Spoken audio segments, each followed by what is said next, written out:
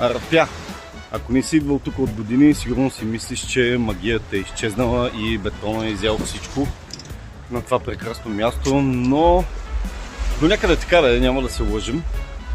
Просто не е самата истина, напълно. Магията на Арапя още си седи и сега ще ви разкажа малко по-подробно.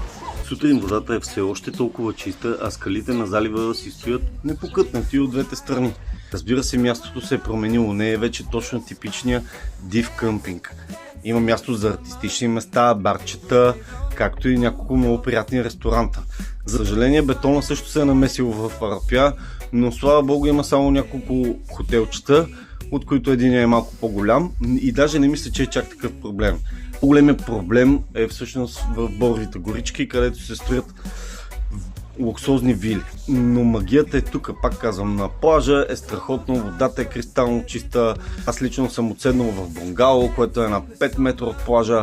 Ресторанчетата предлагат много вкусна храна. За цените бих казал, че са приемливи, но за това ще поговорим и в друго видео. Не можем да отречем уникалния залив. Водата и въобще хората, които идват тук, са много готини и приятни. И мога да ви кажа, че на плажа си оставяме всичките неща. Заминаваме на някъде да се разхождаме, да хапнем, всеки каквото е решил, връщаме се и нещата ни стоят непокътнати. Така че ако искате да посетите Арапя, аз бих ви подкрепил. Мястото е уникално.